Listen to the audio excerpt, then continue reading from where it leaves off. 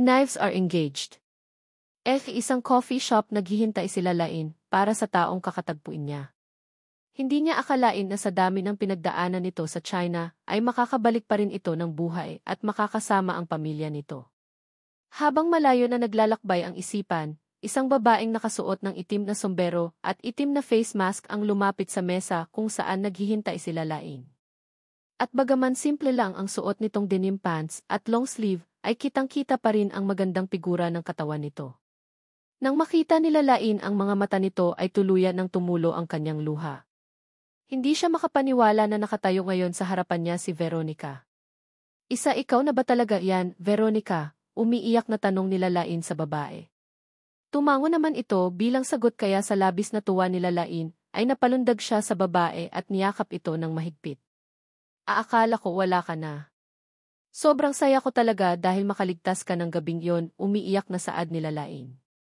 Maging si Veronica ay umiiyak din ng mga sandaling iyon dahil utang niyang lahat kay Lain kung bakit siya nakatakas ng gabing iyon sa mga demonyong iyon. Matapos ng mahigpit na yakapan at iyakan ay nahimasmasa na rin ang dalawa. Magkatabi na naupo ang mga ito at kapwa hilam ng luha ang mga mata. Lain D. Biglang nagsalita si Veronica ng mga sandaling iyon na ikinagulat naman nila Lain. Nakakapagsalita ka na, hindi makapaniwalang bulalas nila Lain. Di ko pala nasabi sa'yo, nakangiting saad ni Veronica. Hindi naman ako ipinanganak na mute, Lain. Ang tawag sa kondisyon kong ito iyon ay traumatic mutism. Dahil sa trauma na sinapit ko sa impyernong iyon kaya hindi ako nakapagsalita. Nag-aral lang ako ng sign language noong naroon para makipag-communicate. But now I'm fine. I've been undergoing therapy to continue the recovery. I also use a smartwatch to help me speak clearly. Paliwanag ni Veronica, saka ipinakita ang isang gadget na itsurang relo. Napatango-tango naman sila Lain sa mga narinig. Natutuwa siya dahil laging maayos na rin kahit papaano si Veronica. Naipakulong mo na ba ang taong may dahilan kung bakit ka napunta sa bansang iyon? Usisa pa nila Lain. Nag-aalala kasi siyang baka aaligid-aligid lang kailalain ang mga taong may gawa kung bakit ito napunta sa impyernong iyon. Marahang umiling si Veronica. Hindi ko siya naipakulong di. Bakit? Kilala mo ba ang may gawa? Gumihit ang mapait na ngiti sa mga labi ni Veronica. Ang sister ko ay Fianti. Nanlaki ang mga mata nila Lain sa narinig at natuton ang sariling bibig. Hindi niya akalain na ganoon kapait ang sinapit nito. Hindi pala sila nagkakaiba ng sitwasyon. Siya ay ibinenta ng itinuturing niyang ina, samantalang si Veronica ay pinagtaksila ng kapatid at nobyo nito. Na-realize nila Lain na kahit gaano mo pa pinagkakatiwalaan ang isang tao ay magagawa pa rin itong ipagkanulo ka kay Satanas. Napansin naman ni Veronica ang lungkot sa mga mata nila Lain, kaya kaagad niya itong inalo. Don't worry, I'm fine. Ngayong nakasurvive na ako sa impyerno kung saan nila ako dinala, babawin ko na ang mga inagaw nila sakin, mahina ngunit puno ng determinasyong saad ni Veronica. Nakaramdam naman ng paghanga sila Lain kay Veronica, dahil pagkatapos ng masaklap na pinagdaanan nito ay nanatili pa rin itong matapang at matatag. Maya-maya'y muling nagtanong si Veronica nang may maalala. Paano mo mga pala naging asawa ang lalaking iyon mula sa Dawson Group? Hindi na nagtaka sila Lain kung kilala ni Veronica si Knives dahil napag-alaman niyang galing din sa mayamang pamilya si Veronica. Pero paano naman niya nalaman na asawa niya si Knives? Wala naman siyang naalala na ikinuwento niya ang bagay sa babae. Nang mapansin ni Veronica ang pagtataka na bumalatay sa mukha nila Lain, ay ikinuwento niya ang lahat ng nangyari sa hospital noong una niyang makilala ang lalaki. Bahagya namang nagulat sila Lain mga natuklasan. Hindi niya inaasahan na sasabihin ni Knives sa ibang tao ang tungkol sa kanilang sikreto. Dahil ito ang may ayaw na ipaalam noon sa iba na mag-asawa silang dalawa. At dahil din doon kaya napilitan sila Lain na ikwento kay Veronica ang lahat ng tungkol sa paano sila naging mag-asawa ni Knives. Kaya pala, ani Veronica na tumatango-tango. Anong kaya pala, nagtatakang tanong nila Lain sa kaharap. Bakit? Hindi mo ba alam? Engaged na si Knives Dawson kagabi, kunot noong tanong naman ni Veronica. Engaged? Tila sumabog ang ulo nila Lain sa narinig. Engaged na si Knives? Ito ba ang dahilan kung bakit hindi nito tinupad ang pangako nitong uwi ng gabing yon? Nakaramdam naman ng galit si Veronica nang makita ang namumutlang mukha ng kaibigan.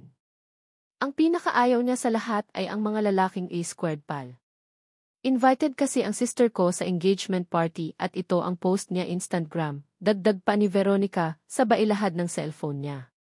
Kumirot ang puso ni Lalain at pakiramdam niya ay tinutusok ng maliliit na libo-libong karayom ang kanyang puso habang nakatingin sa screen ng cellphone.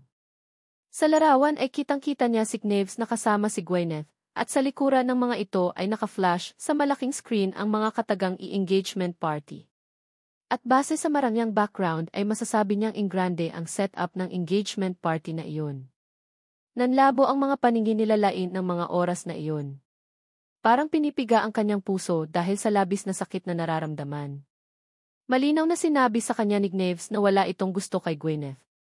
Pero bakit bago ito magkahiwalay ng araw na iyon ay hinalikan siya nito at buong pusong nangako na mag-uusap sila pagbalik nito? Bakit siya nito binigyan ng pag-asa at pagkatapos ay muli ring sisirain? Napakasama mo, Knaves Dawson. Wika ni Lalain sa kanyang isipan. I am sorry, Lalain. Hindi ko pala dapat ipinaalam sa'yo, hinging paumanhin naman ni Veronica. Bagaman ayaw niya ng mga G-squared pal na ng tao, alam pa rin niyang si Knaves Dawson ang nagligtas kay Lalain sa China. Kaya iniisip niyang maaaring kupl nga si Knaves sa ginawa nitong iyon, pero sa ibang aspeto ay maisense ito. But Kavik, did he get engaged to someone else when he's already married? If so, it turns out that man doesn't have any balls either. He can't stand up for what he doesn't want and wants.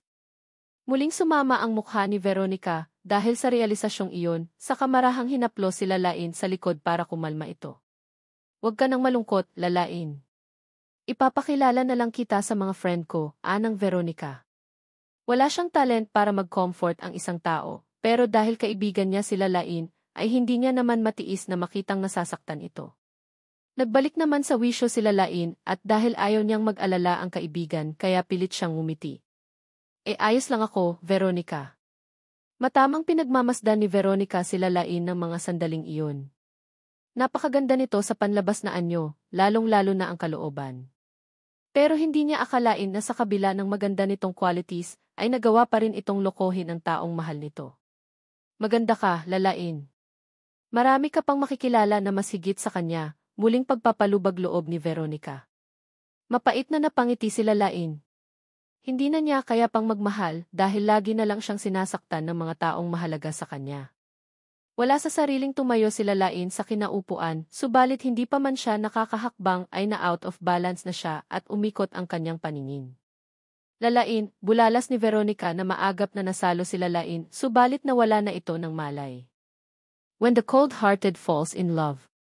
Kaagad na nakatawag si Veronica ng ambulance at mabilis na nadala si Lalain sa ospital. Pagdating sa emergency room, tinanong siya ng residence doctor kung ano ang naging sanhi ng pagkawalan nito ng malay. Hindi ako sure, Doc. Sa tingin ko over fatigue, naputol ang sana isasabihin ni Veronica nang may baritonong boses ang sumingit sa kanilang usapan. Elis Chavez. Nilingon ni Veronica ang tumawag sa kanyang pangalan at nakita niyang si Delphi Eros iyon na isa rin sa mga residence doctor ng naturang hospital. Lakas loob na hinubad ni Veronica ang suot na face mask niya at hinarap ang binatang doktor. Doc Eros, tulungan mo ang kaibigan ko, nag-aalalang sagot ni Veronica sabay turo kay Lalain. Kunot noong pinagmamasdan naman ni Eros ang babaeng walang malay na nakahiga sa hospital bed. Maputla ang labi at mukha nito ng mga oras na iyon. What happened to her? Napilitan si Veronica na tanggalin ang suot na face mask para makapagsalita ng maayos at maintindihan ng doktor ang sasabihin niya. Sa tingin ko daw stress at over-fatigue ang cause ng pagkahimatay niya, tugon ni Veronica sa kaharap. Iyon ang unang pagkakataon na nakita ni Eros ang kabuuhan ng mukha ni Veronica. At aaminin niyang nagulat siya nang makitang sunog na sunog iyon. Hindi lang yon, maging mga kasama niyang mga nurse sa emergency room ay napasingha din. Okay, understand, maagap namang sagot ni Eros saka inignora ang naramdamang pagkabiga. Nag-usap ang dalawang residence doctor tungkol sa maaaring nangyayari kay Lalain. Matapos nyon ay dinala na rin sila Lain ng unang doktor na sumuri rito sa loob ng emergency room upang gamutin, samantalang naiwan naman si Eros. Doon lang nakahinga ng maluwang si Veronica matapos makitang nasa loob na ito ng emergency room. Dinampot na niya ang face mask upang muling suotin, subalit isang bata ang malakas na umatungal nang makita ang mukha ni Veronica. "Mama!" May halimaw, sigaw ng bata na sa tingin niya ay nasa 5 o 6 na taon ang edad habang umiiyak at itinuturo siya. Mabilis namang kinarga ng nanay ang batang umiiyak sa galit na bumaling kay Veronica. "Ano ba naman yan? Pwede bang umalis ka na rito dahil natatakot ang anak ko? Do you see how ugly your face is?" Ang malakas na boses ng ina ng bata ay nakaagaw pa ng atensyon mula sa iba pang tao na naroon. Kaya naman otomatikong namutla ang mga labi at nanginig ang kamay ni Veronica dahil sa matinding pagkapahiya. Bigla-bigla, pakiramdam niya ay muling binuhusan ng asido ang kanyang mukha ng mga oras na iyon. Sobrang nakakapaso at nakakapangilabot. Dahil nanginginig na ang mga kamay, ni hindi na masuot pa ni Veronica ang kanyang face mask sa pagkakataong iyon, isang balingkinitan at magagandang kamay ang humawak sa kanyang mukha. Sa gulat ay wala sa sariling napaatras si Veronica, pero mabilis siyang nahawakan ng lalaki sa kanyang balikat at pinigil. Si Eros ang nagsuot ng face mask na hindi magawa ni Veronica dahil sa matinding nerbiyos. He was just slightly surprised earlier when he saw her face, but now everything is normal for him. "Let's go, Luis Chavez," anyaya pa ni Eros sa dalaga sa noon ay tila tuod na nakatayo lang. Natigilan naman si Veronica. Iyon ang unang pagkakataon na naramdaman niyang kalmado ang isang tao, matapos makita ang kanyang mukha. May kakaibang damdamin na pinukaw iyon sa puso ni Veronica na hindi niya matukoy kung ano. Basta ang alam lang niya ay gumaan kahit papaano ang bigat na nararamdaman niya sa dibdib. Sa ICU ward kung saan kasalukuyang nakaratay si Kennedy ay makikitang nangingitim ang mukha ng matanda at maraming tubo ang nakakabit sa payat na katawan nito. Pumasok si Eros sa kwarto at inabot kay Neves ang makapal na folder na naglalaman ng medical record ng kanyang daddy. Ito ang medical records ni Uncle Kennedy sa nakalipas na 3 buwan. Makikita diyan na stable naman ang resulta ng mga lab tests. But his lab test results suddenly dropped today, as if his body had suddenly weakened, pagpapaliwanag ni Eros. "Have you seen any other health problems besides the ones you mentioned?" tanong ni Knives sa seryosong anyo. "I can't say yet. He needs to have another lab test to check if he has any other illnesses," sagot namang muli ni Eros. "Sinasabi mo bang dahil lang iyon sa matinding galit niya?" "Hindi ko pa masasabi ngayon pero may posibilidad na iyon nga ang dahilan," ani Eros. Ang totoo, hindi maintindihan ni Eros kung ano talaga ang totoong nangyayari sa matanda. Nagsagawa na sila ng toxicology pero wala naman silang kakaibang nakita sa resulta. But what's surprising is that there are signs that he may have drunk or eaten something that may contain toxicity. However, it cannot be denied that many illnesses can be caused by various human emotions. And even though he's hypocritical and disgusting, he's still Knives' father. Hindi niya hahayaan na mayroong mangyaring masama sa matanda, lalo na't hindi pa nito nagagawa ang resignation ceremony. Mariing naglapat ang labi ni Knives bago nagsalita. "Assign the best doctor for daddy. And if you have any more questions, just call me," saad ni Eros sa kaibigan. "Kailangan mo pa bang sabihin yan?" sagot naman ni Eros na nakataas ang makakapal na kilay. Subalit muli rin siyang sumeryoso nang may maalala. "Yes, by the way, naka-admit din pala rito ang asawa mo." Ang sabi ng ni Dulce Cruz ay na-over-fatigue, hindi na natapos pa ni Eros ang sinasabi dahil parang bula na biglang naglaho ang kaibigan sa kanyang harapan. Naiwan siyang nakatulala na lang pero makalipas ang ilang segundo ay napailing din siya sa inasal ng kaibigan. Who would have thought that the cold-hearted Knives Dawson would fall in love with a woman? Sa pagmamadali ni Knives ay halos mabangganan niya si Gwyneth paglabas niya sa hallway. Otomatikong kumunot ang kanyang noo nang makita ang babae. "What are you doing here?" tanong niya sa kainalalayan ang wheelchair nito. "Nag-aalala ako kay Uncle Kennedy kaya nagpunta ako," sagot ni Gwyneth na kung titingnan ng mga oras na iyon ay haggard na ang itsura na para bang walang pahinga. "Then go ahead," malamig namang sagot ni Knives sa kaakmang aalis na subalit pinigilan siya ng babae. "Honey, don't go. Uy, do you need anything? Tanong ni Knives na blanco ang ekspresyon.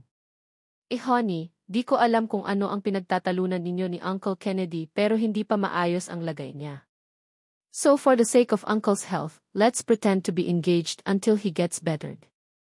Gwyneth knew that Knives was determined not to get engaged to her.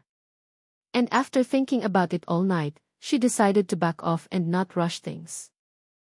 Don't want to fake an engagement with you, walang emosyong sagot ni Knives na ikinatigagal ni Gwyneth.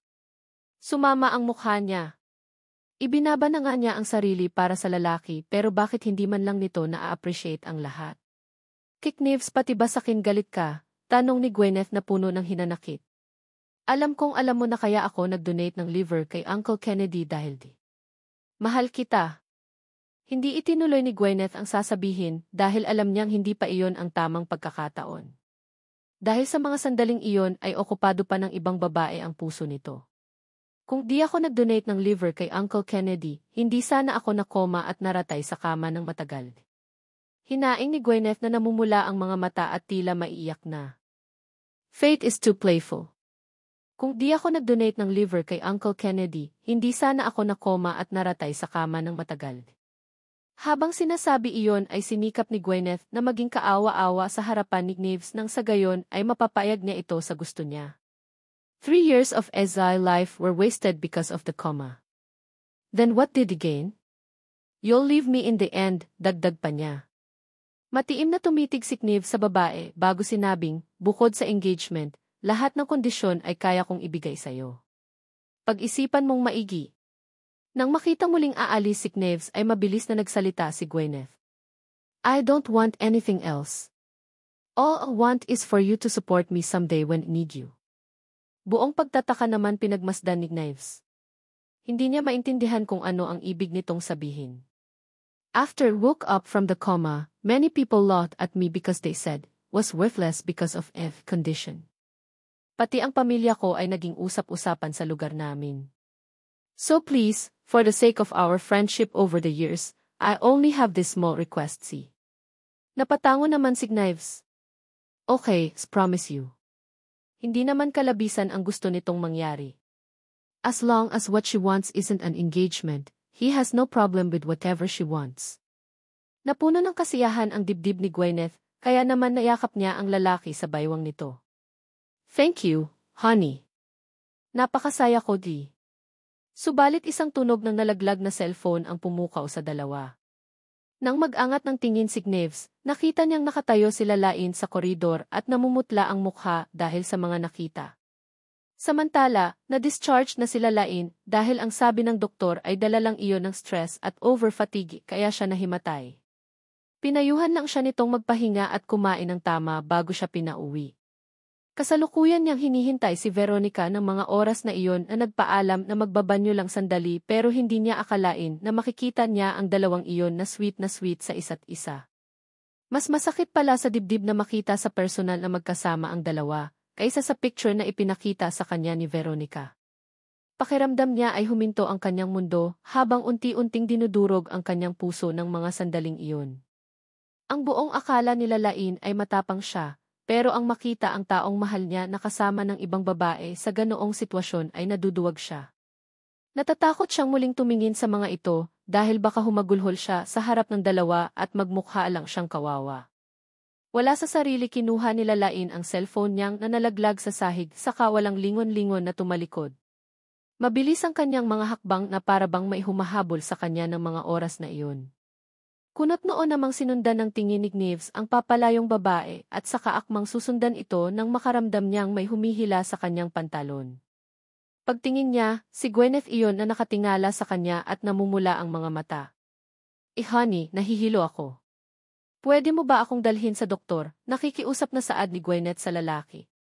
Hindi malaman ni Knives kung paano makakawala sa babae, pero eksakto namang dumating si Eros kaya sa kaibigan niya ipinaubaya ang pag-alalay sa babae. She's not feeling well. Dalhin mo siya sa doktor, ani Knives saka basta na lang umalis at iniwan ang mga ito. Knives T. Pagtawag ni Gwyneth pero hindi na siya nilingon pa ng lalaki at nagtuloy-tuloy ng lakad patungo sa direksyon kung saan dumaan si Lalain. Masamang-masama ang loob ni Gwyneth ng mga sandaling iyon, pero wala siyang nagawa kundi sundan na lang ng nakakatakot na tingin ang direksyon kung saan nagtungo ang lalaki. "Gwen, I'm taking you to the doctor," pukaw ni Eros sa babae. Mahigpit na nagkuyom ang kamao ni Gwyneth sabay sabing, "No need. I'm okay." "Why are you doing this, Gwen?" tanong ni Eros. "So, you were fooled by that woman too," asik ni Gwyneth sa lalaki na puno ng hinanakit ang mga mata. Si Knives, si Eros, si Knox at Gwyneth ay sa magkakaibigan at sa iisang eskwelahan nag-aral simula high school. Gwyneth, the youngest of all, is taken care of isa them like younger sister. Si Knives ay masyadong aloof kaya si Eros at Knox na parehong outgoing ang nakasundo ni Gwyneth sa lahat. Nang panahong iyon, may gusto si Eros kay Gwyneth na noon ay bagaman medyo spoiled brat ay naman enthusiastic at masiyahin. Pero noong malaman niyang si Knives ang gusto ng dalaga ay isinantabi niyang ang feelings. When Eros was young, he didn't really know what true love meant.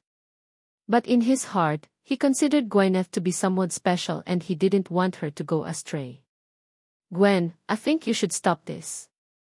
Ilang taon na rin pero kung talagang gusto ka niya, di mo na kailangan pang magmakaawa ng ganyan," wika ni Eros sa dalaga. "Ano bang meron siya na wala ako?" Sa halip ay sagot ni Gwyneth. "I'm very much better than her in everything. I'm beautiful and rich." "Ano pa bang kulang sakin?" Naghihinanakit na tanong pa ni Gwyneth. "You don't have to compare yourself to her, Gwen. Love is not about who is more beautiful or richer." Sa kaso ni Knives, wala siyang pakialam kung ano man kapintasan ng babaeng iyon.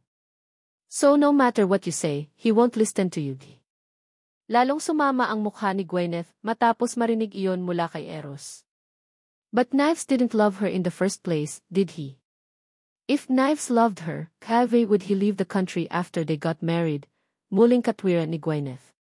"Fate is too playful, Gwen. We can't tell who we'll fall in love with. Do you think, after he rejected your engagement, you could still say he didn't love that woman?" Noong nakaraan lang nalaman ni Eros ang tungkol sa engagement na iyon. Hindi akalain ni Eros na magagawang makipagtulungan ni Gwyneth sa daddy ni Knives para lang matuloy iyon. Doon lang din niya na-realized na hindi pa niya lubusang kilala si Gwyneth kahit na maraming taon na silang magkakilala at magkaibigan. Here's the piece of advice, Gwen. Don't make the same mistake over and over again. Don't challenge Knives, bottom line, because you might just regret it. Sinserong paalala ni Eros sa dalaga. It's none of your business. Matapos sabihin iyon ay minando na ni Gwyneth ang sariling wheelchair at pumasok sa private ward ni Kennedy Dawson. Liling-iling naman na tumalikod na si Eros subalit sa pagkakataong iyon muli niyang nakasalubong si Veronica na parang maihinahanap. "Didolphy Eros, nakita mo ba sila Lain?" Mahinang tanong ni Veronica sa binatang doktor. Sandaling nag-isip si Eros. Alam niyang magkasama si Knives at ang asawa nito, ay ayaw niyang maistorbo ang dalawa, kaya naman nag-isip na lang siya ng dahilan. "Si Ineth Aragon ba? Ipinasasabi niyang may important errands pa siya, kaya mauna ka na raw umuwi," ani Eros sa dalaga. Sandaling natigilan si Veronica. Bakit feeling niya hindi nagsasabi ng totoo ang binata? "Bakit? Di ka ba naniniwala sakin?" Tanong pa ng lalaki nang hindi siya sumagot sa kaitinuro ang sarili. "Itong mukhang to, itsura bang nagsisinungaling?" Pabiro nitong tanong pa. Napatingin naman si Veronica sa gwapong mukha nito at namumuway na mga mata. Mukha ngang nagsasabi naman ito ng totoo. "Okay daw si Eros, mauna na rin ako." "Thanks." Anang Veronica sa katumango sa lalaki at akmang aalis, pero naudlot iyon nang muli itong magsalita. "Di ako basta tumatanggap ng thank you, G.S. Chavez. If you really want to thank me, please treat me to dinner." Napatangan naman si Veronica. Ano ang karapatan niyang i-treat sa dinner ang lalaking katulad nito? Baka mamaya ay pagtawanan pa ito ng mga tao kapag nakitang may kasama itong halimaw. "Let's go." Oras na rin para umuwi, anyaya pa ni Eros sabay tapik sa kanyang balikat. "You have never been a mistress." Malalaki ang bawat hakbang nila Lain at gustong makaalis kaagad sa lugar na iyon. At dahil wala sa tamang wisyo, paghakbang niya ay kinapos iyon at dumula sa baitang ng hagdan. Umikot ang paningin nila Lain, subalit isang matipunong braso ang humapit sa kanyang baywang at sumalo sa tiyak na pagkahulog. What are you doing? Bakit di ka tumitingin sa inaapakan mo? Singhal ng baritonong boses ng lalaki. Nang makitang si Knives iyon ay nagpumigla sila Lain at ginustong makawala sa bisig ng lalaki, bagaman mabilis ang tibok ng kanyang puso. Pinuko ni Knives ng masamang tingin ang babae at tinakot. Kapag kumilos ka pa, hahayaan na malaglag dyan sa hagdan, malamig na babala niya. Kaya kong maglakad kaya bitiwan mo ko, sagot naman nila Lain na hindi maitago ang galit sa tono. Subalit nagbingi-bingihan lang si Knives at kinarga ang babae patungo sa parking lot ng ospital. Dahil magaan sila Lain ay parang papel lang siyang kinarga papasok sa loob ng sasakyan. Inupo niya ito sa backseat at umikot siya sa kabilang panig ng kotse at naupo sa tabi nito. After this, he motioned for his driver to step outside for a moment so they could talk alone. Maingat niyang sinapo ang ulo nila Lain sa kapuno ng pag-aalala na nagtanong, "How are you feeling? Ellis, did you suddenly faint?" Tumingin sila Lain sa lalaki at ikinurap-kurap ang namumulang mga mata. Hindi niya maintindihan kung bakit nagpapakita pa rin ito ng pag-aalala sa kanya pagkatapos niyang masaksihan kung gaano ka-sweet ang mga ito kanina. Isa pa i-engaged na ang mga ito, kaya dapat lang na mag-divorce na silang dalawa. Habang iniisip iyon ay muling nilukob ng matinding sakit ang dibdib nila Lain. Mr. Dawson, kailan ba tayo maghihiwalay? Tanong niya rito na pilit itinago ang hinanakit sa puso. Otomatikong umahon ang galit sa dibdib ni Knives nang ilabi iyon ng babaeng kaharap. Bakit ba lagi na lang nitong nasa isip na makipaghiwalay at iwan siya? Madilim ang anyong hinarap ni Knives ang babae. Talaga bang pakikipaghiwalay na lang ang laging nasa isip mo? Lalo namang sumama ang loob nila Lain sa lalaki. At ano naman ang gusto nito? Maging kabit siya. Hinding-hindi mangyayari iyon. Dahil ayaw nang makipagpatalo pa nila Lain, dahil pakiramdam niya ay drained na drained siya, kaya isang simpleng tea na lang ang isinagot niya sa lalaki. Naningkit naman sa galit ang mga mata ni Knives sa kamariing naglapat ang mga labi bago sumagot. Ganon na lang ba talaga ako kadaling iwan para sa'yo? Do you think any other man can satisfy you like do? Nanlaki ang mga mata nila Lain dahil hindi siya makapaniwala sa sinabi nito. Bakit ba ganoon na lang kababa ang tingin nito sa kanya? Mabilis na inalis nila Lain ang tingin sa lalaki saka ibinaling ang tingin sa labas ng bintana ng kotse upang itago ang pag-iinit ng sulok ng kanyang mga mata. Mr. Dawson, huwag kang masyadong bilib sa sarili mo. Marami pang mga lalaki sa mundo na irerespeto ako at nahahalagahan tulad ng hindi na natapos pa nila Lain ang sinasabi dahil walang ano-ano isinakop ni Knives ang kanyang labi.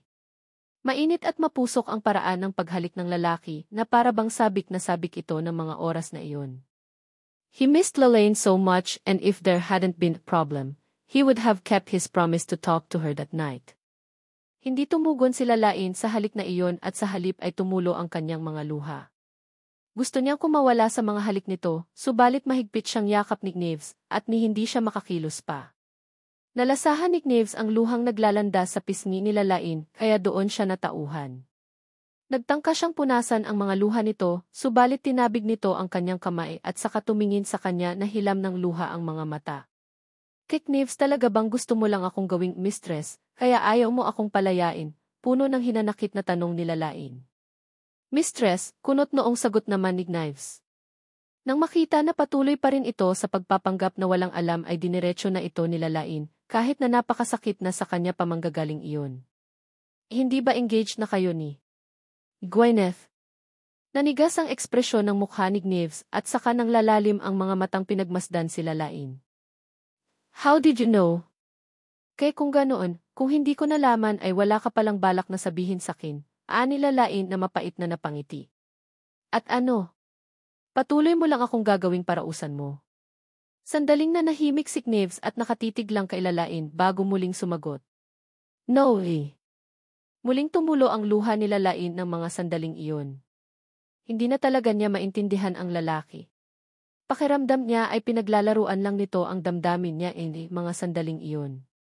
Hindi ba nito alam na magdamag siyang parang taang naghintay dahil sa pangako nito? At ngayon ganoon pang eksena ang makikita niya. Bugbog na ang puso niya. At dahil sa mood swings niya ay para siyang pagod na pagod at nahihirapang huminga. Pwede ba, bigyan mo naman ako kahit kaunting respeto, umiiyak na pakiusap nila Lain. Malaking utang na loob ko sa'yo ang pagligtas mo sakin, kaya handa akong magkayod kalabaw ako para mabayaran ka. Pero pakiusap, wag mo naman ako gawing babae mo di. Kunot noong pinagmamasdan ni Gneves ang umiiyak na babae, at parang pinipiga ang kanyang puso dahil sa nakikitang sakit sa mga mata nito ng mga sandaling iyon. Makalipas ang sandaling katahimikan ay hinapit ni Gneves ang baywang nito at sinabing, paano ka naman naging kabit? You never were, anya sa namamaos na tinig. Wala pa ring ideya sila Lain kung ano ang sinasabi nito, at kahit gusto man niyang kumawala sa mga yakap nito ay hindi niya magawa dahil wala na siyang lakas pa. Bumuntong hininga si Gneves. Hindi tayo maghihiwalay, Lalain Aragon. Napakurap-kurap sila Lain habang nakatingin sa lalaki. Mabilis din ang kabog-i kanyang puso na parabang gusto nitong tumalon palabas sa kanyang dibdib. Totoo ba ang narinig niya? O imahinasyon lang niya iyon? Ano ang ibig mong sabihin? Puno ng pagtatakang tanong nila Lain sa lalaki. Nang mga sandaling iyon ay humarap si Gneves kay Lain at hinawakan ang babae sa magkabilang balikat sa malalim na tumitig. Ang sabi ko, hindi tayo maghihiwalay. Hindi natin itutuloy ang annulment. Halos mabingi sila Lain sa lakas ng tibok ng kanyang puso. Kung ganon, hindi siya nananaginip o nag-imahinasyon. Totoo ang kanyang narinig. Hindi matutuloy ang annulment. May ilang segundo ring nakatanga lang sila Lain sa harapan ni Gneves hanggang sa muli siyang magbalik sa wisyo nang maalala ang isang bagay. Pero di ba engaged na kayo ni Gwyneth? Ginagap ni Gneves ang palad nila Lain na kasalukuyang nanginginig sa kamarahang umiling. No. Didn't agree to that engagement so nothing like that happened. Nagpunta lang ako doon para sabihin kay Daddy na hindi ko itutuloy ang annulment natin. Natigilan sila Lain sa mga pag-amin na iyon ni Gneves. Hindi pa rin siya makapaniwala na gagawin iyon ng lalaki kaya mayroon pa ring agam-agam sa puso niya ng mga oras na iyon. Seryoso ka ba? Hindi ka ba nagbibiro? Tanong niyang muli na puno ng kaba ang dibdib. Hindi sumagot si Gneves. Sa halip, kinuha nito ang kanang kamay niya at isinuot ang isang rose gold na singsing. Sapat na ba yan para masabi mong seryoso ako? I want to be with you, Di. Sapat na ba yan para masabi mong seryoso ako? Naestatwa sila Lain sa kinaupuan habang palipat-lipat ang tingin sa singsing at sa mukha ng lalaki.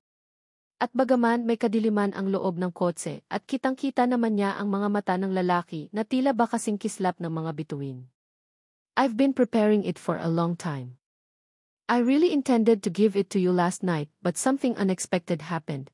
Muling saan ni Gneves sa mahinang boses. Alam ni Gneves na ayaw nila Lain ng mga bagay na masyadong extravagant. Tulad na lang ng diamond necklace na ibinigay niya noon. Sinabi nitong wala namang okasyon para suotin iyon. Ang expensive diamond ring na isa sa pinakamahal na singsing sa mundo ang balak sana niyang ibigay kay Lain, pero isinuko niya ang idea na iyon at pinalitan ng isang simple pero rare na uri ng rose gold ring. At first glance, it may seem simple, but in the eyes of someone who knows how to appreciate expensive jewelry, they know how rare it is. Sobrang bilis ng tibok ng puso nila Lain at sa sobrang sayang nararamdaman ay hindi na niya alam kung ano pa ang sasabihin. Nanatili lang siyang nakatingin kay Gneves na hilam ng luha ang mga mata. Maya-maya ay isang maliit na kulay pulang box ang inilagay ni Gneves sa kanyang palad. Buong pagtataka namang pinagmasdan nila Lain ang lalaki.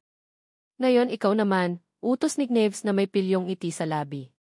Aanong ako naman, clueless pa ring tanong niya. Open the box. Mabilis namang sinunod nila Lain ang sinabi nito. Binuksan niya ang maliit na box at tumambad sa kanya ang singsing na katulad ng suot niya na mas malaki lang ng kaunti. Inunat ni Gneves ang palad at inilahad sa harap niya. Put it on me. Tila tuluyan nang ang nilipad ng hangin ang kamalayan nila Lain dahil sa sari-saring emosyon na lumulukob sa kanya ng mga oras na iyon.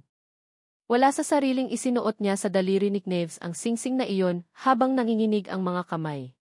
Napangiti naman ng matamis si Gneves sa kaginagap ang maliit na palad nito saka pinagsalikop ang kanilang mga kamay. Doon lang napagtanto nila Lain na couple ring pala ang suot nila ng mga sandaling iyon. Do you like it? Masuyong tanong ni Niv sa babae na noon ay tila hindi pa rin makapaniwala sa nangyayari. Hindi na ba talaga tayo maghihiwalay? Muling tanong nila Lain. Hindi pa rin siya lubusang makapaniwala na nangyayari ang lahat ng iyon. Napangisi si Niv sa kagamit ang libre niyang kamay ay inabot niya ang pisngi nito at marahang pinisil. What do you think? Tila naman doon lang tuluyang natauhan sila Lain nang maramdaman ang pagpisil ni Niv sa kanyang pisngi. Unti-unting nag-sink in sa kanya ang lahat ng nangyayari sa paligid ng mga oras na iyon. Pero bakit? Tanong pa muli nila Lain. Para kasing may kulang pa kaya hindi niya lubusang maintindihan ang nangyayari. Anong bakit? Bakit hindi na natin itutuloy ang annulment? Alam nila Lain na para na siyang tang sa tanong niyang iyon, pero gusto lang niyang marinig sa lalaki ang dahilan kung bakit biglang nagbago ang isip nito.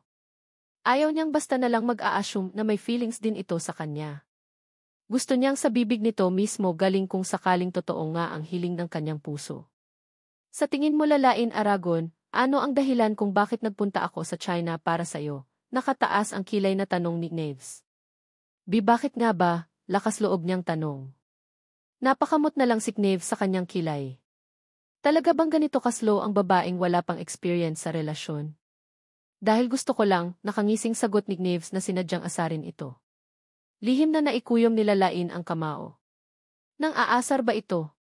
Ibinuwis nito ang buhay dahil gusto lang nito.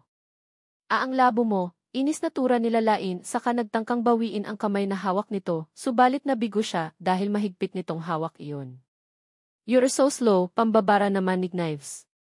Isn't it obvious? Did that because I love you and I want to be with you, Lalaine Aragon Dawson. Noong nasa China pa sila, ibinuwis nila Lain ang buhay para lang mailigtas siya.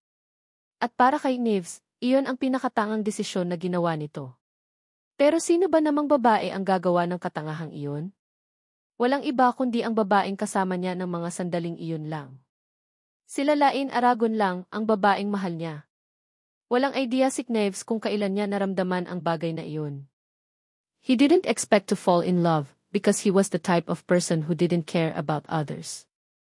Sarili lang niya ang mahal niya at ang kumpanyang naiwan ng kanyang mommy.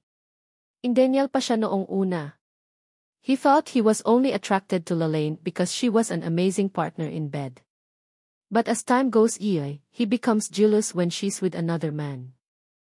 He also gets annoyed when she says she wants to break up with him. And only then, he realized that he's falling for her. Samantala, iyon naman ang unang beses na narinig nila Lain mula sa isang tao na gusto siyang makasama. Sa buong buhay niya, simula nang mamatay ang kanyang lola Chandria at tatay Levi, palagi na lang ipinaradamdam ng kanyang kinalakhang nanay na ayaw siya nitong kasama dahil kakambal niya ang kamalasan. Kaya alam ng Panginoon kung gaano katindi ang epekto ng mga salitang iyon ni Knives sa kanya. Nag-init ang sulok ng mga mata nila Lain. Hindi niya mapigilang maiyak dahil sa sobrang saya ang nararamdaman sa dibdib. Knives T. Mahinang pagtawag nila Lain sa lalaki habang lumuluha. Napakunot noo si Knives saka masuyong hinila ang babae, papalapit sa kanya at niyakap ng mahigpit. You little fool. Wilry, are you crying? Tanong niya. O wala, masaya lang ako. Sagot nila Lain sa garalgal na boses saka isinubsob ang mukha sa matipunong dibdib ng lalaki. Umarko naman ang kilay ni Knives saka marahang hinaplos ang mahaba at malambot nitong buhok. But you haven't answered me yet. Nang marinig iyon ay nag-angat ng tingin sila Lain, kahit na may bahid pa ng luha at bahagyang namumula ang mga mata. O wala ka namang tinatanong di. Nalilitong sagot nila Lain. Are you sure? Ani Knives na nakataas ang makakapal na kilay. Nakagat nila Lain ang pang-ibabang labi. Wala siyang ideya kung ano ang tinutukoy nito. Ano ba ang tanong niya? At ano ang sagot na tinutukoy nito? Dapat ba siyang magpasalamat dahil binigyan siya ng singsing? O baka naman dapat siyang magpasalamat dahil sinabi nitong mahal siya nito? Ano ba talaga ang tanong mo? Paano ako makakasagot kung hindi ko alam ang tanong mo? Knife sighed and then scratched his eyebrows. Is this woman really this low? How could she become a scholar if she couldn't get it by simply answering the confession he made earlier?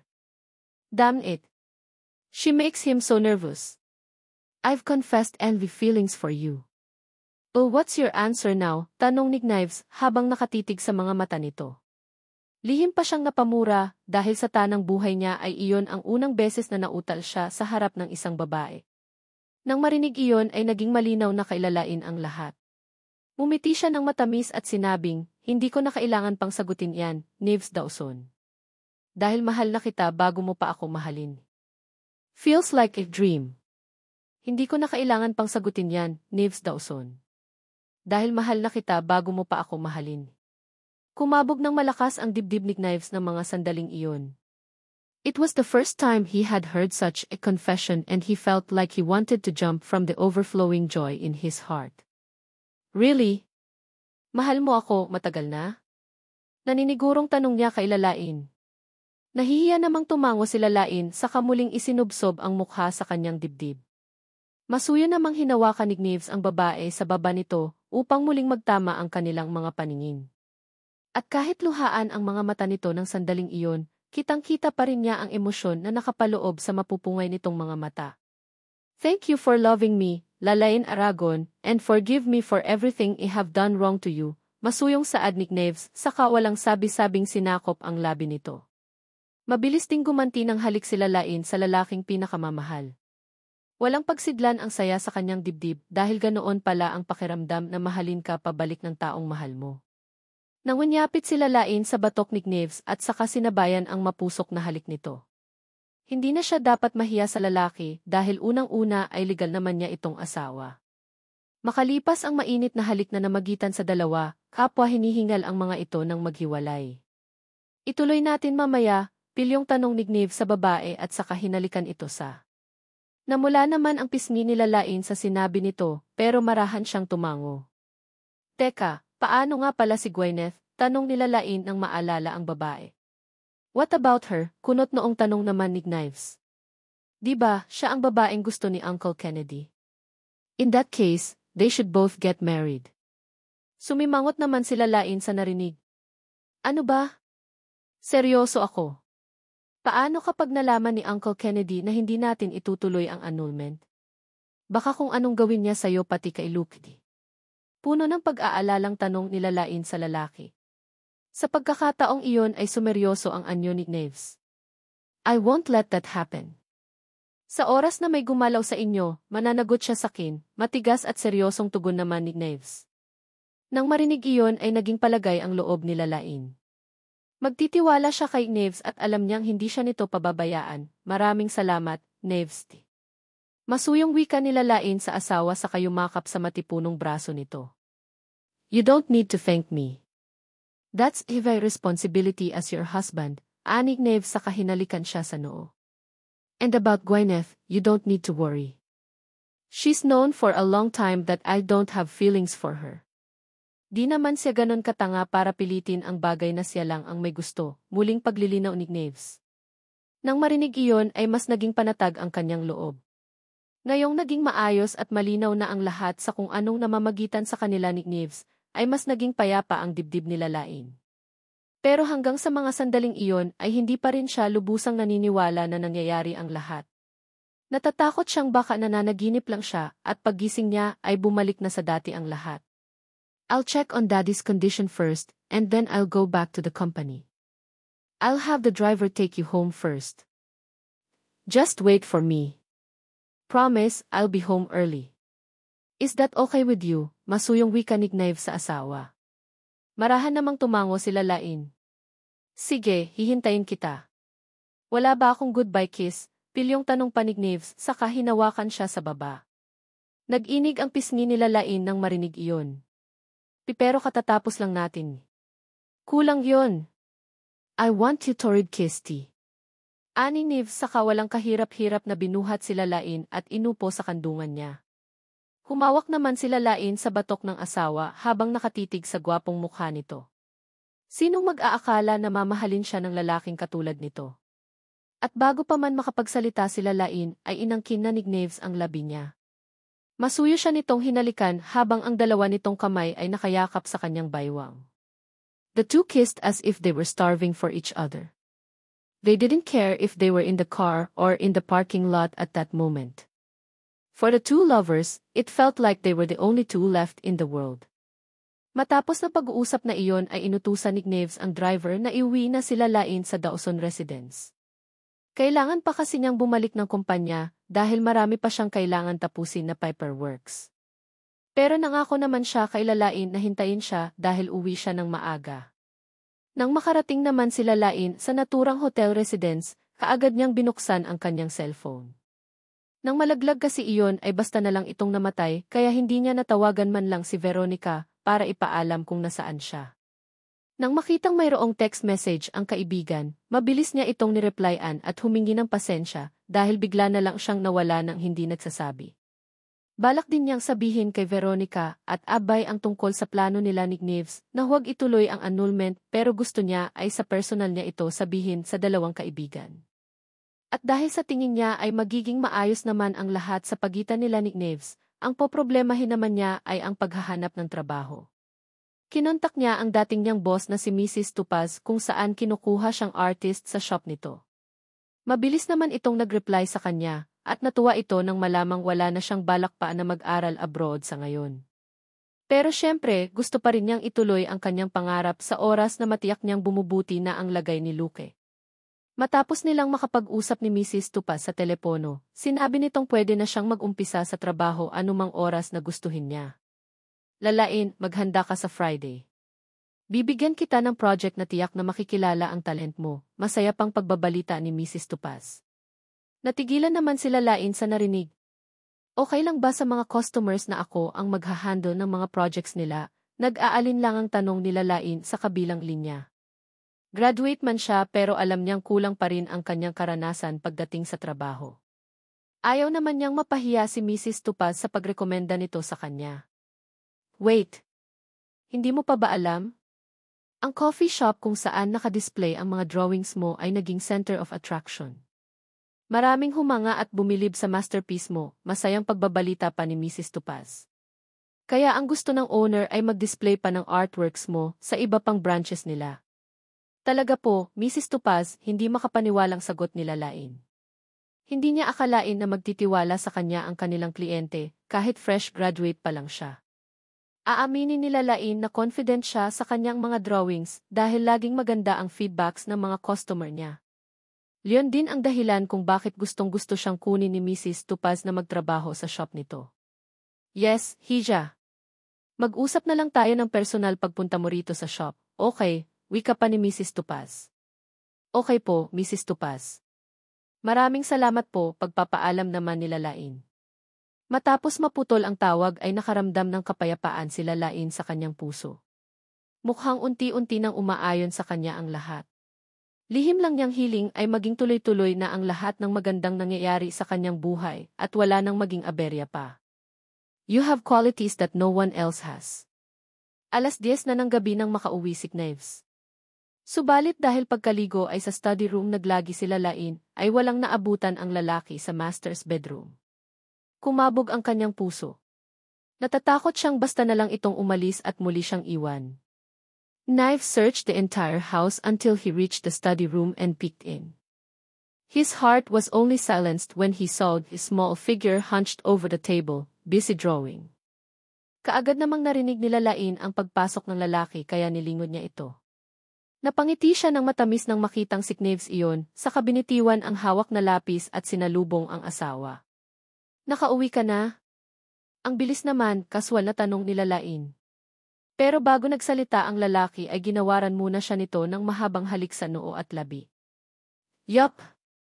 Namiss kasi kita, sagot naman ni Gneves, matapos pakawalan ang labi ng asawa, subalit yumakap ito ng mahigpit sa kanyang baywang. Namula naman ang mukha nila Lain saka isinubsob ang mukha sa dibdib ng asawa.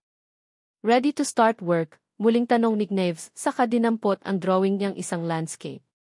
You're so good at this, papuri pa ni Gneves nang makita ang tila makatotohanan nitong obra maestra. Kung sa bagay, kahit noon pa man ay alam niyang magaling na talagang mag-drawing sila Lain. Noong nagtatrabaho pa lang ito sa Debonair, ipinakita na nito ang angking talento at pagiging creativity. Tumango sila Lain sa tanong na iyon ng asawa. Pupunta ako bukas sa studio ni Mrs. Tupaz.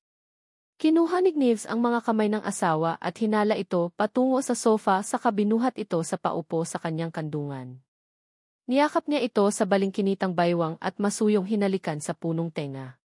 Kung ayaw mo nang bumalik para magtrabaho sa Debonair, pwede kitang ipasok sa ibang sikat na kumpanya, masuyong wika ni Gneves at saka muling hinalikan sa batok ang asawa. Dahil sa ginagawang iyon ng asawa ay magkahalong kiliti at init ang nararamdaman nila Lain sa kanyang katawan. Pero pilit niyang pinanlabanan yon dahil alam niyang tinutukso lang siya ng asawa. Marahang umiling sila Lain. Di mo na kailangang gawin yon. Ilang beses na akong nagtrabaho kay Mrs. Tupaz kaya alam kong mabait siya. Alam nila Lain na bagaman nagkasundo sila nito na hindi maghiwalay, marami pa rin silang mga bagay na maaaring pagtalunan. Bukod sa pagkakaiba nila ng katayuan sa buhay, nariyan ang daddy nito na tutol sa kanilang relasyon. Kaya kung sakaling babalik siya ng Debonair o kaya naman ay papayag na tulungan ng asawa na makapasok sa mas malaking kumpanya, alam niyang makarating iyon sa matanda. Natatakot siyang maging iyon pa ang dahilan para mas lalo siyang maliitin ni Kennedy Dawson. Gustong i-improve nila Lain ang kanyang sarili at tumayo sa sarili niyang paa na wala ang tulong ng asawa. Sa paraang iyon, balang aray ay hindi niya ikahihiya ang sarili na tumayo sa tabi nito. Malaki ang tiwala sa akin ni Mrs. Tupaz. Ang totoo niyan, ginawa niya akong independent designer, kaya pwede akong kumuha ng sarili kong kliyente, pagpapaliwanag nila Lain. Maganda ang kondisyon na iyon para sa tulad nila Lain na fresh graduate pa lang. Napatango-tango naman si Gneves pero kumunot din ang noo nang may maalala. Does your senior have a brother? Natigilan naman sila Lain sa tanong na iyon ng asawa sa kanilingon ito. Ang pagkakaalam ko, nag-iisa lang siyang anak. Bakit mo natanong? Are you sure? Paniniguro pa ni Gneves na medyo sumeryoso ang anyo. What if he has a brother and asks you out on date? Natutop nila Lain ang bibig dahil sa narinig na sinabi nito. Hindi tuloy niya alam kung matatawa ba siya o magagalit. Ngayon lang niya napagtanto na may ganito rin palang ugali na itinatago ang isang Gneves Dawson. Umiling-iling sila Lain saka natatawang humarap sa asawa. Ano ka ba? Ano nang akala mo sakin artista? Ordinaryo lang akong babae kaya paanong maraming magkakagusto sakin? Umarko ang kilay ni Gneves sa narinig. Of course not. For me you're special. Mas maganda ka pa sa mga artistang sinasabi mo, sagot naman ito sabay halik sa tungki ng kanyang ilong. Ramdam nila Lain ang pag-iinit ng kanyang pisngi at punong tenga. Parang kinikiliti ang kanyang puso sa papuring iyon na narinig niya mula sa lalaking mahal. Huwag ka mag-alala. Kung sakaling mayroon niyang magyayang makipag-date, ipapakita ko ito, matamis ang itim sagot nila Lain, saka itinaas ang kaliwang kamay kung saan nakasuot ang singsing na ibinigay nito. It seemed like Gneves' heart was touched by what he heard. He never imagined that having someone who loves you could be so happy. Mabilis na kumilos si Gneves, at bago pa makapag-react sila Lain, ay pinangko niya ang asawa patungo sa banyo. Inupo siya nito sa ibabaw ng sink at saka binuksan ang tubig sa bathtub. Wifey, I'll make you scream in my name tonight, pilyong sabi ni Gneves sabay sunggab ng halik kay Lain. Mainit at mapusok ang halik na iginagawad ni Gneves, pero hindi tulad ng dati, ginantihan yon nila Lain ng parehong init. Nang mga sandaling iyon, para silang mga taong hayok na hayok sa sariwang laman. Naging malikot ang kanilang mga kamay at kapwa hinahaplos ang katawan ng isa't isa. Sa isang iglap, kapwa nahubot-hubad na ang mag-asawa habang patuloy ang halik at palitan ng laway. Nangunyapit sila Lain sa liig ng asawa nang maramdamang binuhat siya nito at inilapag sa bathtub na mayroong maligamgam na tubig. Sumunod naman si Gneves at ipinuwesto ni Gneves ang sarili sa bathtub saka binuhat ang asawa paupo sa kanyang ibabaw. I love you, wifey T. Masuyong wika ni Gneves sabay halik sa labi ng asawa. I love you more, hubby, tugon naman nila Lain. Ilang sandali pa'y marahang umindayog sila Lain sa ibabaw ng asawa na para bang sumasabay ito sa musika na sila lang ang nakakarinig. Madaling araw na nang mahiga ang dalawa sa malaking kama. Nakaunan sila Lain sa bisig ng asawa habang ito naman ay nakaharap sa kanya at yakap-yakap siya sa baywang.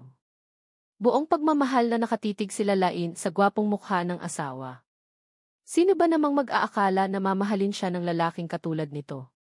Para bang napaka-imposible ang mga nangyayari. Habang pinagmamasdan ang asawa, napansin nila Lain ang isang mapulang marka sa pisngi nito. Hindi niya napigilan ang sariling haplusin iyon. Si Uncle Kennedy ba ang may gawa nito? Tanong niya rito na kasalukuyang nakapikit ang mga mata. Ay, Sav. Iyon lang ang isinagot ni Gneves at tila wala nang balak pang magkwento sa kung ano ang nangyayari. Hindi naman na nagtanong sila Lain dahil inirerespeto niya ang privacy nito. Hindi lang niya maiwasang isipin kung gaano katensyonado ang nangyari ng mga sandaling iyon, kaya humantong pa sa ganoong pananakit. Bigla-bigla, nakaramdam sila Lain ng pag-init ng sulok ng kanyang mga mata. Garalgal ang kanyang boses nang magsalita. Gneves, magsisikap ako para maging karapat-dapat sa iyo balang araw, mangyak-ngiyak na tura nila Lain. Muli, parang hinaplos ang puso ni Gneves dahil sa narinig sa kanyang asawa. No need. You have qualities that no one else has, wifey. Anang Gneves sa malambing na tinig sabay halik sa noo. Talaga, tanong nila Lain na hilam ng luha ang mga mata. Of course, nakangiting saad ni Gneves sa asawa. So when you become a famous artist in the Philippines and around the world, don't forget that you have a loving husband waiting for you at home, okay? Ella, he didn't marry you. Kinabukasan, nagising sila Lain na masakit ang balakang. Hindi niya alam kung dahil lang iyon sa magdamag na pakikipagtalik sa asawa o mayroon pang iba. Subalit hindi na iyon pinansin pa nila Lain at inisip niyang baka dahil lang iyon sa malapit na siyang magkaroon ng menstruation. Isa pa, kailangan niyang kumilos at magpunta sa shop ni Mrs. Tupaz dahil iyon ang unang araw niya sa trabaho at kailangan niyang pumasok ng maaga. Matapos makaligo at makapagbihis, ay umalis sila Lain ng Dawson Residence na puno ng confidence. Ang art studio ni Mrs. Tupaz ay nasa sentro ng Maynila. May 3 palapag iyon at ang disenyo ay agaw pansin dahil yari ito sa salamin. Kaya mula sa labas ay kitang-kita ang mga paintings at drawings na nakadisplay sa studio na nagiging center of attraction. Alam nila Lain na galing sa mayamang pamilya ni Mrs. Tupaz. Mayroong clothing factory ang pamilya ni Mrs. Tupaz pero hindi niya gusto na manahin ang negosyong iyon kaya nagbukas siya ng sariling art studio. Tutol ang mga magulang nito noong una pero sinikap ni Mrs. Tupaz na pagbutihin pa ang ginagawa. Finally, you're here, Lain. Masaya ako dahil dito sa shop ko napili mong magtrabaho. Kailangan ko talaga ngayon ng tulad mong very talented at creative. Salubong ni Mrs. Tupaz sa kanya papasok sabay hila sa kanyang kamay. Thank you po, Mrs. Tupaz dahil tinanggap niyo ako bilang artist, nahihiyang pasasalamat nila Lain sa babae. Nakaramdam ng hiya sila Lain dahil sa sobra-sobra ang papuri na natatanggap niya mula kay Mrs. Tupaz. Fresh graduate lang siya at kahit marami na siyang naging customer noon sa studio ni Mrs. Tupaz, ay puro naman iyon small orders lang. Ano ba? Ba't parang nahihiya ka pa? Tapik ni Mrs. Tupaz sa kanyang braso. Lahat ng naging kliyente ko ay gustong-gusto ang mga drawings at paintings mo. Di mo ba alam na marami ng mga art collector ang curious kung sino ka? Huwag po kayong mag-alala, Mrs. Tupaz. Hinding-hindi ko po kayo ipapahiya, sagot na lang nila Lain sa kanyang boss. I know, right. Matapos ng pag-uusap na iyon, naging abala na sila Lain sa pagdrawing. Marami kasing orders ng araw na iyon ang kanilang studio, halos lahat at sa kanya gustong ipatrababo. Kinatanghalian, habang busy sa tinatapos na portrait ay lumapit sa kanya si Mrs. Tupaz. Let's go, Lain. I'll treat you to lunch because today is your first day at work, nakangiting anyaya nito. Pero hindi pa po ako tapos, SD, putol ni Mrs. Tupaz sa sinasabi nila Lain sabay hila sa babae. As don't like that because health is still more important than work. Wala nang nagawa pa sila Lain nang hilahin siya ni Mrs. Tupaz palabas sa shop. Nagtungo sila ng kanyang boss sa isang 3-story Japanese restaurant na nasa tapat lang mismo ng kanilang shop. Naroon din sa restaurant ang mga kasamahan nila Lain sa trabaho na kapwa artists na sina Kelly, Shane, Mika, Erich, Lester at Kevin. Mababait ang mga ito at dahil hindi nalalayo ang edad sa kanya ay kaagad niyang nakasundo. Nang dumating ang mga in-order ni Mrs. Tupaz ay lihim na napakagatlabi sila Lain dahil karamihan sa mga iyon ay raw food na hindi pa niya natitikman. Sashimi ang in-order ni Mrs. Tupaz para sa kanya at iyon ang unang beses nila Lain na makakakain yon. Bagaman presentable at mukhang masarap ang itsura ng pagkaing iyon, ay hindi pa rin komportable sila Lain dahil sensitibo ang pang-amoy niya sa mga isda ng oras na iyon. Ngunit dahil alam niyang mahal ang pagkaing iyon ay pinilit na lang nila Lain na kainin ito. Nang maramdaman nila Lain na dumula sa kanyang lalamunan ang hilaw na isda ay hindi mapigilang maduwal nila Lain. Mabilis niyang tinakpan ng kamay ang bibig sa kasumenyas kay Mrs. Tupaz upang magpaalam na magtutungo ng banyo. Nang makapasok ng banyo ay isinuka lahat nila Lain ang pagkain na isinubo niya kanina. Nagtataka rin siya kung bakit pakiramdam niya ay napakasela ng amoy niya nitong mga nakaraang araw. Matapos maisuka ang lahat ng laman ng tiyan, ay nagpatuloy pa rin sila Lain ang pagduwal sa harap ng lababo. Nang mga sandaling iyon, isang babae na nakasuot ng pang-nurse ang nagsalita mula sa likuran nila Lain. "And Miss Chua, do you need DV help?" Tanong nito sa kung sino mang nasa banyo. Pag-angat ng tingin nila Lain ay nagtama ang mga mata na ni Gwyneth na kapapasok lang sa banyo. At mukha personal nurse nito ang masama ng mga oras na iyon. "No need. Lumabas ka na," utos naman ni Gwyneth sa nurse. Bakas naman sa mukha nito ang pag-aalinlangan matapos marinig iyon. Pero Miss Chua, kabilin-bilina ni Mr. Dawson na wag kayong hahayaan na samahan kayo kahit saan kayo magpunta. Sinadya ni Gwyneth na pukulin ng tingin sila Lain matapos itong sabihin ng nurse. "Don't worry. I'll take care of him. He won't scold you." Sagot naman ni Gwyneth na sinadyang maging malambing ng boses kaya naman nanayo ang kanyang mga balahibo sa hindi niya malamang dahilan wala namang nagawa ang nurse at basta na lang itong lumabas ng banyo at iniwan ang dalawang babae. Nang tuluyang makaalis ang nurse, doon lang hinarap ni Gwyneth sila Lain at pakunwaring binata. "And Aragon, Bev, did you vomit?" Tanong ni Gwyneth sa kanya. Hindi kumibo sila Lain at sa halip ay ipinagpatuloy ang ginagawa. Bagaman ilang beses pa lang niyang nakaharap si Gwyneth, alam niyang hindi nalalayo ang ugali nito kay Olivia, arogante rin ito at mapagmataas. At dahil wala siyang balak makipagtalo ay hindi niya ito pinansin. Nakaramdam naman ng pagkainsulto si Gwyneth dahil sa pangdededma sa kanya nila Lain. "Siguro, first time mong makakain sa expensive restaurant ni Aragon, kaya naninibago ka sa lasa," nang insultong saad niya. Muli, hindi tumugon sila Lain at hinayaan lang ito sa gusto nitong sabihin.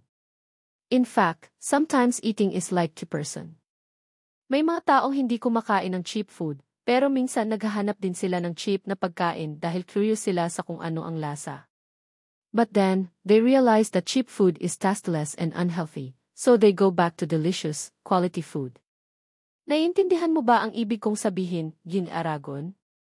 Alam nila Lain na ang ibig iparating ni Gwyneth na siya ang cheap na pagkakataon at ito naman masarap at mamahaling na pagkain. Nagkibit-balikat sila Lain sa kakalmadong humarap kay Gwyneth. "First time ko ngang makakain ng mamahaling pagkain, pero matapos kong tikman, nalaman kong hindi naman pala ganun kasarap. Lahat ng tao ay iba-iba ang panglasa, at hindi lahat ng mamahaling pagkain ay masarap. Meron din namang simpleng pagkain lang pero dinaig pa ang mamahaling pagkain dahil sa masarap na lasa di." Nang marinig iyon ay otomatikong nagdilim ang mukha ni Gwyneth. Halatang hindi nagustuhan ang isinagot ng babaeng kaharap. "Masyado kang bilib sa sarili mo, Gith Aragon. Akala mo ba talaga ay mahal ka ni Knives? Gaano katagal mo na siyang kilala?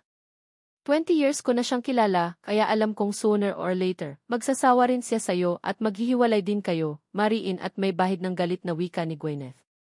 "Ako lang ang taong pinahahalagahan niya sa lahat," dagdag pa ni Gwyneth na puno ng bilib sa sarili. "Kung ganon, bakit ayaw kanyang pakasalan?" tanong nila Lain sa babae habang nakangisi.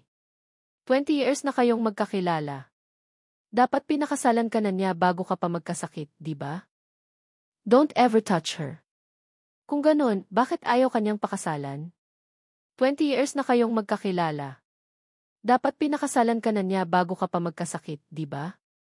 Lalong naging masama ang hilatsa ng mukha ni Gwyneth matapos marinig iyon kay Lain. This bitch really knows how to insult her.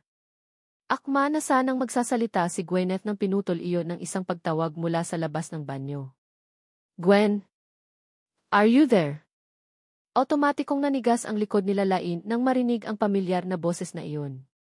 Nakangisi siyang sinulyapan ni Gwyneth na para bang sinasabing sumunod siya palabas at tingnan kung gaano ka-sweet ang lalaki sa kanya. Minaobra ni Gwyneth ang wheelchair palabas ng banyo at nakita niyang nasa labas niyon si Knives at naghihintay. Walang kahit anong ekspresyon ang makikita sa mukha ng lalaki habang nakatingin sa kanya. Knives, baby, are you here? Malambing na tanong ni Gwyneth na sinadyang lakas ang boses ng sa gayon ay marinig na lalain na naroon pa rin sa loob ng banyo. Your personal nurse said you were still in the comfort room, so went to check on you, ani Knives sa malamig na tono. Ano ka ba, honey? I'm not child anyone. You're worrying too much, sagot naman ni Gwyneth na mas pinalambing pa ang timbre ng boses sa kaungumiti ng matamis. Kunot noong pinagmasdan naman ni Knives ang babae at nagtataka dahil kakaiba ang inaasal nito ng mga sandaling iyon. Pero hindi na pinag-akasayan pa ng oras ni Knives ang bagay na iyon. Let's go, sa halip ay tugon niya. Okay, segunda naman ni Gwyneth saka sumulyap sa direksyon ng banyo na may mayamang nangiti sa mukha. She knew that after Lalaine saw that Knives was worried about her, she wouldn't dare to come out and show herself. Pero nang sumunod na segundo, nabura ang ngiti sa labi ni Gwyneth nang makitang papalabas na rin si Lalaine mula sa banyo na taas noo at walang kahit na anong pag-aalinlangan ang makikita sa mukha. Sa takot ni Gwyneth na magpang-abot ang dalawa ay nagpapanik siyang nagsalita, Honey, bumalik na tayo sa kwarto. Masyadong malakas ang air conditioning, hindi na natapos pa ni Gwyneth ang gustong sabihin dahil bigla na lang nawala si Knives sa kanyang harapan. Paglingon niya, nasa harap na ng lalaki si Lalaine at hawak-hawak ang kamay nito. Are you eating here to? Tanong ni Knives sa asawa na sinagot naman ni Lalaine ng pagtango. Sinong kasama mo? Tanong pa ni Knives na bahagyang dumilim ang anyo sa pag-aakalang baka ibang lalaki ang kasama nito. Si Mrs. Tupaz at mga katrabaho ko. Nag-treat ang boss namin ng lunch dahil first day ko sa trabaho, sagot ni Lalaine sa asawa. Kuyom ang kamao namang pinagmasdan ni Gwyneth ang dalawa saka iltinulak ang sariling wheelchair patungo sa tabi ni Knives. Honey, I'm getting cold. Can we go back to the room? Napakunot noo si Knives nang marinig ang sinabi ni Gwyneth, pero tumango rin siya at sinabing okay. Umaliwalas naman ang mukha ni Gwyneth at makahulugang sumulyap kay Lalaine at para bang sinasabi na, si Knives still care about me. Okay, mauna na ako, ani Knives kay Lalaine sa kaakmang tatalikod na pero muli siyang napahinto at humarap muli sa asawa. In-invite ako ni Mr. Chua sa lunch, paliwanag niya. Tila sumabog ang ulo ni Gwyneth sa narinig. Para siyang tinamaan ng kidlat sa narinig. He was actually explaining to that bitch. Ito pa ba ang Knives daw so nakilala niya? Bakit nagpapaliwanag ito sa babaeng iyon na kung sino lang? Lihim namang napangiti si Lalaine nang makita ang ekspresyong iyon sa mukha ni Gwyneth. Halatang hindi nito inaasahan na marinig iyon mula kay Knives. Bigla-bigla, ang lahat ng pag-aalala sa kanyang puso ay biglang naglaho. Tumango si Lalaine sa asawa. Okay, sige. Bumalik ka na roon, sagot ni Lalaine sa asawa. Where's your table? Tanong pa ni Knives. Pupuntahan kita mamaya. Natigilan naman si Lalaine. Hindi pa kasi siya handang malaman ni Mrs. Tupaz ang relasyon nila ni Knives. Bakit may kailangan ka ba sakin? Sa halip ay tanong niya sa asawa. Naningkit naman ang mga mata ni Knives sa narinig. Halatang hindi nagustuhan ang sinabi ng asawa. Kailangan bang may dahilan? Dahil ayaw ni Lalaine na mamisinterpret ng lalaki ang ibig niyang sabihin ay kaagad siyang nagpaliwanag. Babalik din kami sa trabaho, mahinang saad niya. Kung may gusto kang sabihin, mag-usap na lang tayo pag uwi ko. Okay, mamayang gabi na lang tayo mag-usap, pilyo namang saad ni Knives na may ibang ibig sabihin. Ramdam ni Lalaine ang pamumula ng kanyang punong tenga dahil sa isinagot ni Knives. Hindi siya sanay na maging intimate sa asawa lalo na sa harap ng ibang tao. Dahil pakiramdam niya ay masyado silang nagpapakita ng affection sa isa't isa. Mauna na rin ako, paalam ni Lalaine sa asawa at nagmamasali nang bumalik sa kanilang table. Tumango naman si Knives saka pasimpleng umiti sa asawa.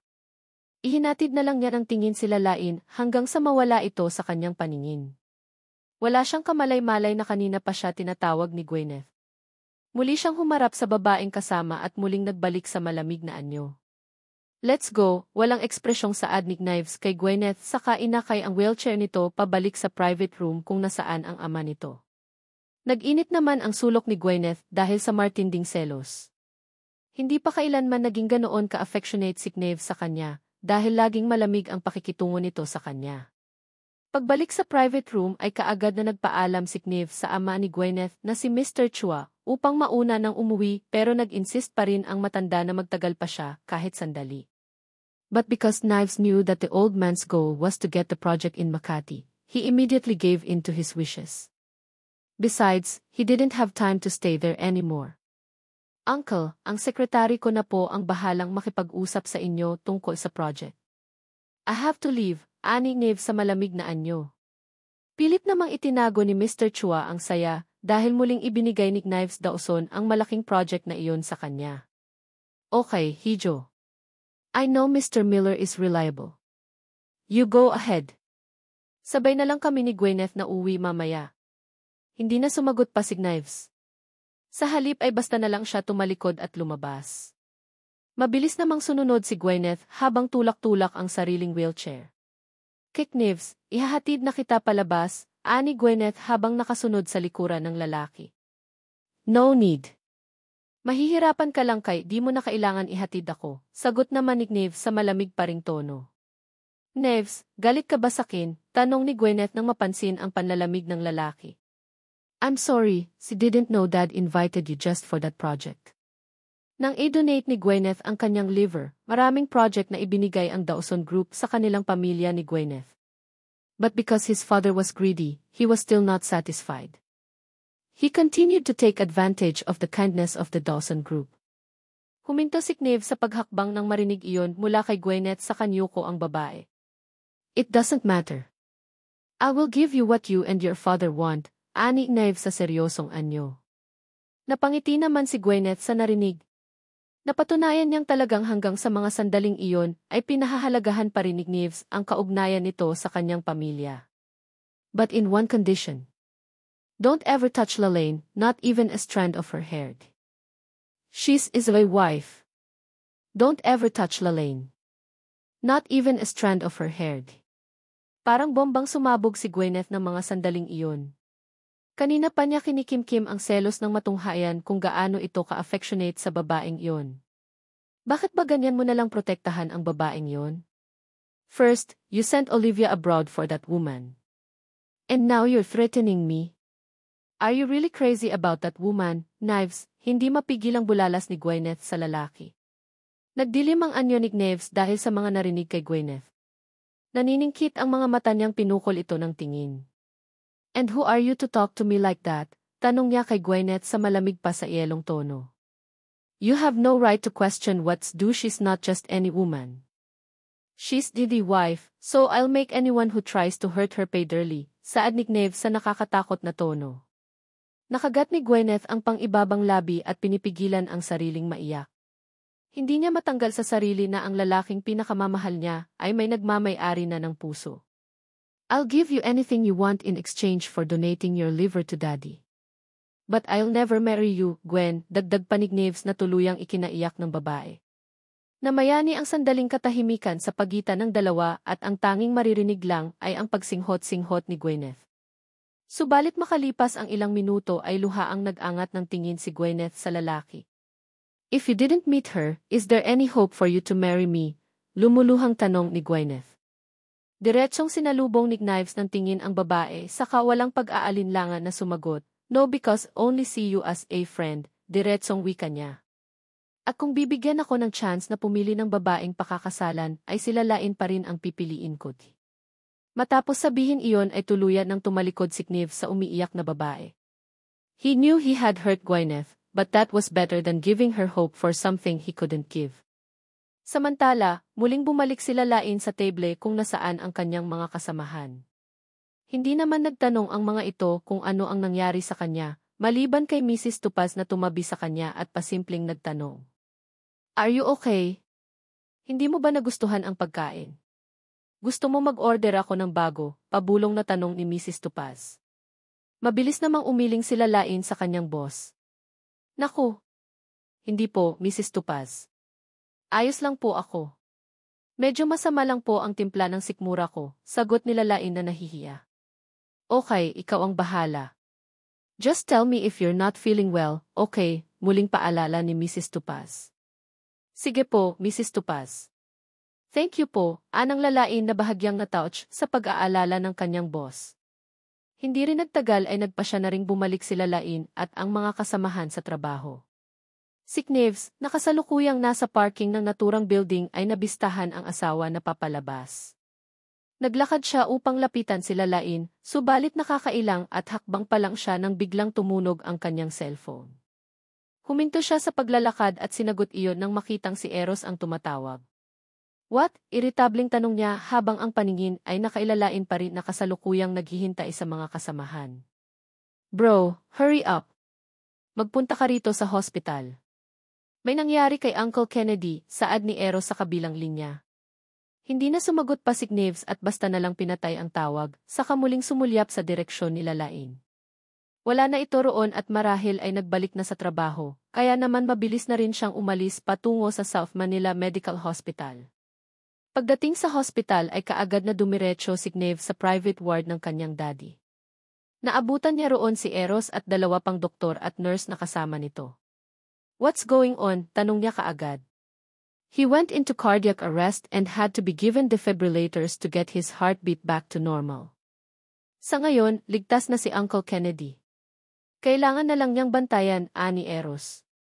Pinagmasdan ni Knives ang kanyang daddy na payapang natutulog. Hindi niya alam kung bakit bigla itong nakoma dahil lang sa kanilang pagtatalo. Hindi niya alam pero pakiramdam niya ay parang may mali sa mga nangyayari. And bro, may gusto akong sabihin sa'yo. Let's talk to Jimmy office, saad pa ni Eros sa kaibigan. Kaagad namang sumunod si Knives at nagtungo sila sa private office ni Eros. What is it? Tanong niya nang makaupo sa swivel chair sa tapat nito. I found a toxic substance in Uncle Kennedy's blood. Ani Eros na ikinagulat ni Knives. What does that mean? Kunot noong tanong ni Knives. It's either he drank something containing toxic substance or it came from the foods. Sinasabi mo bang iyon ang dahilan kung bakit siya inatake sa puso? I can't say yet. But for now this is what see as the possible reason. Matapos ng pag-uusap na iyon ay nagpaalam na rin si Eros dahil may nakaschedule pa itong operasyon. Muling bumalik si Knives sa kwarto ng kanyang daddy at sandaling nagstay doon. He also hired a personal nurse to look after his daddy. He doesn't have time to take care of her because he has a lot of work to do at the company. In bed, his daddy slept peacefully with a hunched face and pale lips. Bigla tuloy niyang naalala ang panahon na kamamatay pa lang ng kanyang mommy ay gabi-gabi itong nag-iinom mag-isa. Iyon ang naging dahilan kung bakit nasira ang atay nito at kinailangan ng liver transplant. Naisip niyang kung hindi talaga nito mahal ang kanyang mommy, bakit ito magpapakalulong at lulunurin ang sarili sa alak. Na-realize tuloy niyang baka nagkakamali lang siya ng pagkakaintindi sa kanyang daddy. Kaya plano niyang kausapin ito ng masinsinan sa oras na magising ito. Naglagi pa si Knives sa kwarto ng kanyang daddy at madaling araw na nang nakauwi siya sa Dawson residence. He found Lalaine lying on the sofa, probably falling asleep waiting for him. Lumapit siya para sana yakapin ang asawa, pero naalala niyang galing nga pala siya sa hospital, kaya nagpasya siyang mag-shower muna. Nang matapos makaligo ay muli siyang bumalik kay Lalaine na mahimbing pa rin ang pagtulog. Dahan-dahan niya itong binuhat patungo sa kanilang kwarto at nahiga sa tabi nito. May ilang minuto rin niyang pinagmasdan ang maamong mukha ng asawa hanggang sa tuluyan na siyang pumikit at makatulog. Kinabukasan, nang magmulat sila Lain, ay sumalubong sa kanya ang bakanting espasyo sa kanyang tabi. Wala siyang kaalam-alam sa nangyari kagabi dahil mahimbing ang kanyang tulog. Ang buong akala tuloy niya ay hindi umuwi si Knives, kaya matamlay siyang bumangon sa kama upang magtungo ng banyo at maligo. Nang makapagbihis at magpunta sa kusina para sana uminom kahit man lang gatas, ay nagtataka siya nang makaamoy siya ng pagkain. Wala siyang naalala na nag-utos siya sa kanilang housekeeper na maghanda ng makakain, kaya naman dali siyang nagtungo sa kusina. Subalit nakagat niya ang pang-ibabang labi nang makitang ang kanyang asawa na ang naroon sa kusina at nagluluto. Katulad ng dati ay napaka-elegante at napakalinis nitong tingnan sa puting long, sleeve at itim na slacks. Pero dahil nagluluto ito ay bahagyang nakarolyo ang manggasnyon hanggang siko. Good morning, wifey. Gising ka na pala, nakangiting bati ni Knives nang makita ang aswang nakatayo sa bungad ng pinto. Lumapit siya kay Lalaine at masuyong hinalikan sa labi. Hindi kaagad nakasagot sila Lain at natulala na lang sa lalaki. Hindi siya makapaniwala na mayroon palang ganitong side si Knives, ang pagiging maasikaso at mahalaga. Malayong malayo sa Knives nakilala niya na walang pakialam sa iba at may malamig na puso.